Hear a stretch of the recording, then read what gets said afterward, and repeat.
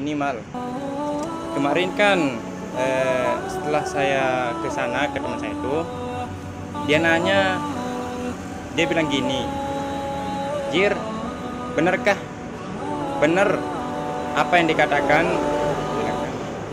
di dalam suatu pernah yang saya baca buku, setan itu, nafsu itu lebih kejam dari 70.000 setan. Bener Ki? Ya benar. Kenapa? Dalam hadis Rasulullah SAW pernah bersabda, orang yang hebat, orang yang kuat bukanlah orang yang jago bergulat, tapi orang yang hebat ialah orang yang bisa menahan hawa nafsunya.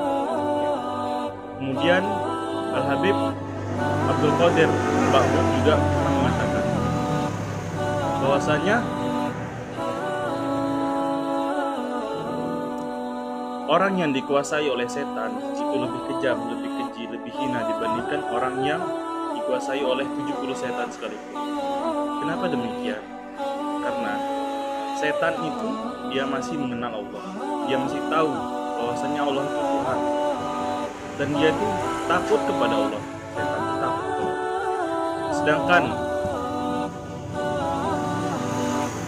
Sedangkan hawa nafsu itu dia itu semenjak awalnya diciptakan oleh Allah, dia tidak mengenal Allah. Bahkan dia tidak mengimani Allah. Dalam kisah, tatkala Allah menciptakan hawa nafsu, nafsu itu ditanya oleh Allah, wahai nafsu, man ana wa man anti. Kemudian nafsu itu berkata, ana wa ana, anta wa anta. Itu bilang nafsu. Setelah itu nafsu pun dimasukkan ke dalam api neraka oleh Allah. Tatkala di neraka, nafsu pun bertobat, memohon ampun kepada Allah. Kemudian Allah mengangkatnya kembali.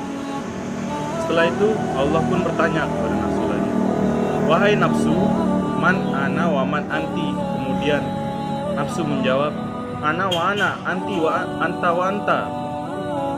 Nafsu tersebut menjawab demikian. Kemudian Allah masukkannya kembali ke dalam api neraka jahanam.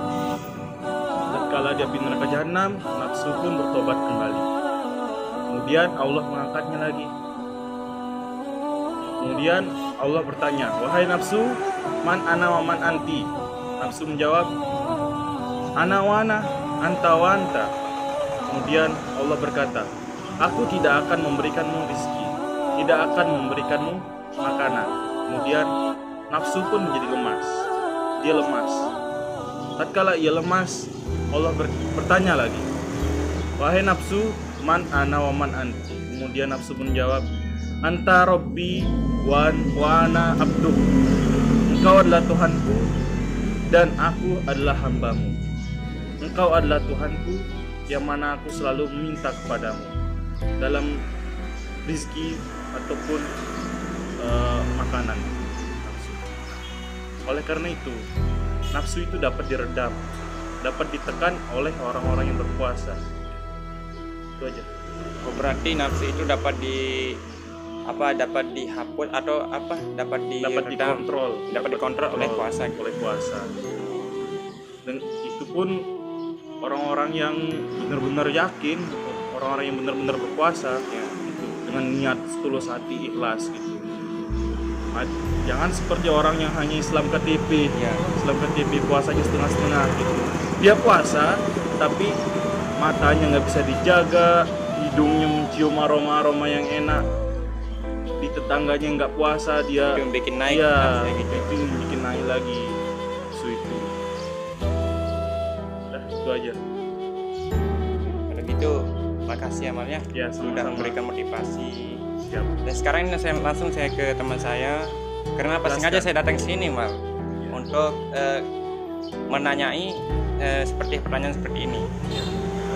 Mudah-mudahan itu termotivasi bagi dia juga, sebagai teman saya itu, dan saya juga sendiri pribadi.